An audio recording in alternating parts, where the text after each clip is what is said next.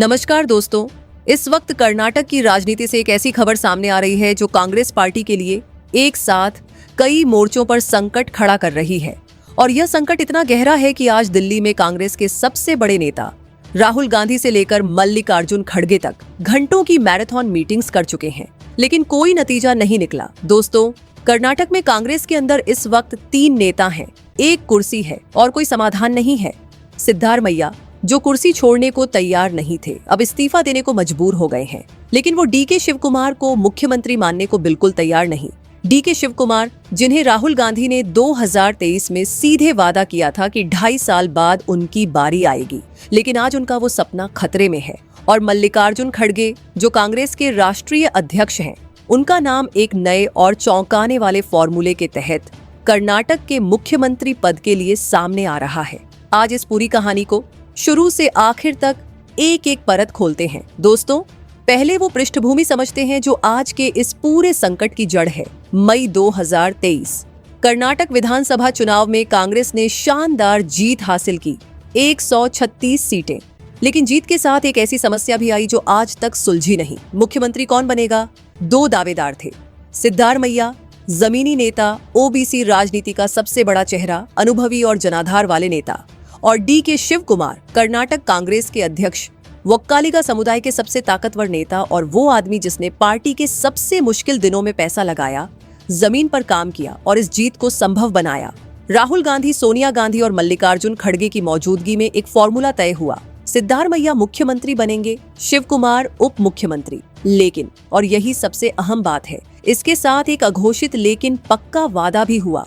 2.5 साल बाद सिद्धारमैया हटेंगे और डीके शिवकुमार मुख्यमंत्री बनेंगे। खुद शिवकुमार ने कहा था, यह 5 से 6 लोगों के बीच एक गुप्त समझौता है, मुझे अपनी अंतरात्मा पर भरोसा है। ये वादा राहुल गांधी के सामने हुआ था, ये वादा खड़गे और वेणुगोपाल के सामने हुआ था, और डीके शिवकुमार ने इसी वादे के भरोसे उप मुख्यमंत्री का पद स्वीकार किया था। दोस्तों, नवंबर 2025 में सिद्धारमैया के 2.5 साल पूरे हो गए और जो होना था वो हुआ।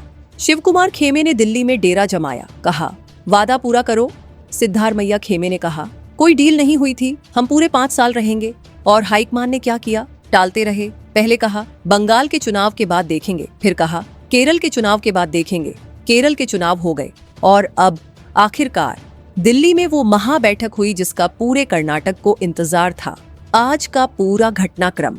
कांग्रेस मुख्यालय इंदिरा भवन में हाई लेवल बैठक हुई। सिद्धारमैया, शिवकुमार, मल्लिकार्जुन खड़गे, राहुल गांधी, केसी वेणुगोपाल और रणदीप सुरजेवाला सब एक छत के नीचे। बैठक के बाद वेणुगोपाल ने मीडिया से कहा, आज सिर्फ राज्यसभा और एमएलसी चुनावों पर बात हुई, नेतृत्व बदलाव की कोई चर्चा नहीं हुई। लेकिन दोस्तों, यह आधा सच था, क्योंकि पर्दे के पीछे कुछ और ही हो रहा था। सूत्रों के मुताबिक सिद्धारमैया को हाईकमान ने साफ कह दिया, मुख्यमंत्री पद छोड़ो। उन्हें राज्यसभा की सीट और दिल्ली में बड़ी भूमिका का ऑफर दिया गया। और तभी हिंदुस्तान टाइम्स की एक बड़ी रिपोर्ट सामने आई जिसने पूरे गेम का पर्दा उठा दिया। दोस्तों, अब वो खबर जो सबसे ज्यादा चौंकाने वाली है, वो नया फॉर्मूला जो राहुल गांधी ने सोचा है। राहुल गांधी डीके शिवकुमार को मुख्यमंत्री नहीं बनाना चाहते, सिद्धारमैया भी नहीं रहेंगे, तो नए मुख्यमंत्री कौन होंगे? जवाब है मल्लिकार्जुन खड़गे। जी हाँ, वही मल्लिकार्जुन खड़गे जो अभी कांग्रेस के राष्ट्रीय अध्यक्ष हैं। वो खड़गे जो कर्नाटक के दलित समुदाय के सबसे बड़े नेता हैं। उन्हें कर्नाटक का नया मुख्यमंत्री बनाने का फॉर्मूला तैयार हो रहा है, और इस एक फॉर्मूले से राहुल गांधी एक तीर से कई निशाने करना चाहते हैं।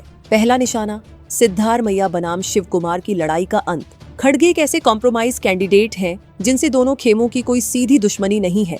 दूसरा निशाना, दलित राजनीति का संदेश। खड़गे दलित समुदाय से आते हैं। कर्नाटक में और पूरे देश में दलित समाज को यह मैसेज जाएगा कि कांग्रेस उन्हें सबसे ऊपर की कुर्सी देती है।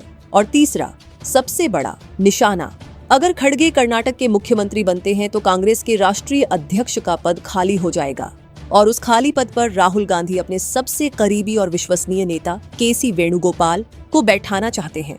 दोस्तों, केसी वेणुगोपाल को समझना जरूरी है, वो राहुल गांधी के राइट हैंड मैन हैं, पार्टी के जनरल सेक्रेटरी ऑर्गेनाइजेशन है, उनकी राहुल गांधी तक सीधी पहुंचे है।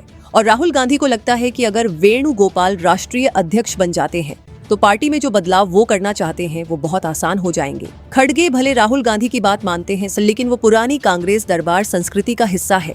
नई पीढ़ी बनाम पुरानी पीढ़ी की जो अंदरूनी जंग कांग्रेस में है, उसमें राहुल गांधी पूरी तरह वेणुगोपाल पर भरोसा करते हैं और वेणुगोपाल के लिए भी यह डील फायदे की है। केरल में वो मुख्यमंत्री बनना चाहते थे। 47 एमएलए उनके पक्ष में थे, लेकिन जमीनी काम के अभाव में और IUML के VD सतीसन को समर्थन देने की वजह से उनका पत्ता वहां कट गया। अब राष्ट्रीय अध्यक्ष का पद यह उनके लिए उससे भी बड़ा पुरस्कार होगा, यानी राहुल गांधी का यह फॉर्मूला एक साथ 3 लक्ष्य साधता है। कर्नाटक संकट का समाधान, दलित राजनीति का मजबूत संदेश और पार्टी के शीर्ष पर अपने सबसे विश्वसनीय आदमी की नियुक्ति। लेकिन दोस्तों, ये फॉर्मूला उतना आसान नहीं है जितना दिखता है और इसीलिए घंटों की बातचीत के बाद भी कोई आम सहमति नहीं बन पाई। पहली समस्या, सिद्धारमैया। वो इस्तीफा देने को तैयार हो गए हैं, ऐसी खबरें हैं, लेकिन राज्यसभा जाने को वो बिल्कुल तैयार नहीं। और सबसे बड़ी बात, उन्होंने साफ कह दिया है DK शिवकुमार को मुख्यमंत्री बिल्कुल स्वीकार नहीं। और इस जिद के साथ उन्होंने अपनी ताकत भी दिखाई। अपने सारे विधायकों के साथ ब्रेकफास्ट करते हुए एक स्ट्रेटेजिक फोटो जारी की। संदेश साफ था, देखो मेरे साथ 100 से ज्यादा विधायक हैं, 136 में से 100। अगर विद्रोह होगा तो सरकार गिर जाएगी। ये कोई आम तस्वीर नहीं थी, ये दबाव बनाने की राजनीति थी। दूसरी समस्या, DK शिवकुमार। जिस आदमी ने 2023 में वादे के आधार पर उप मुख्यमंत्री का पद स्वीकार किया, जिसने राहुल गांधी का भरोसा माना, उसे अब बताया जा रहा है कि तुम नहीं खड़गे बनेंगे। यह शिवकुमार के लिए व्यक्तिगत अपमान है और उनके समर्थक इसे हाईकमान की धोखेबाजी की तरह देख रहे हैं। तीसरी समस्या, खड़गे खुद। अगर खड़गे कर्नाटक जाते हैं तो दिल्ली में कांग्रेस की पूरी संगठनात्मक संरचना हिल जाएगी। राहुल गांधी को नई राष्ट्रीय नेतृत्व टीम बनानी होगी और यह काम इतना आसान नहीं। इसीलिए मैराथन मीटिंग्स हुई, लेकिन फैसला नहीं हुआ। और दोस्तों, ये पूरा नाटक बीजेपी के लिए एक सुनहरा मौका है। बीजेपी का नैरेटिव हमेशा से यही रहा है, कांग्रेस कहीं भी अपनी सरकारें ठीक से नहीं चला पाती। आज कर्नाटक में जो हो रहा है वो इस नैरेटिव को सोने पर सुहागा कर रहा है। मुख्यमंत्री कुर्सी बचाने में लगे हैं, उप मुख्यमंत्री कुर्सी छीनने में लगे हैं और राष्ट्रीय अध्यक्ष एक कॉम्प्रोमाइज फॉर्मूला के लिए तैयार खड़े हैं। इस पूरे घटनाक्रम में कर्नाटक की जनता का कल्याण कहीं भी नजर नहीं आता और यही बीजेपी 2028 तक कर्नाटक में बार बार याद दिलाएगी। 5 बड़े सवाल जो आज हर भारतीय के मन में होने चाहिए। पहला सवाल, राहुल गांधी ने 2023 में DK शिवकुमार को सीधे वादा किया था। अब 3 साल बाद उसी वादे से पीछे हटकर खड़गे का नाम आगे किया जा रहा है। क्या यह वादा खिलाफी नहीं है?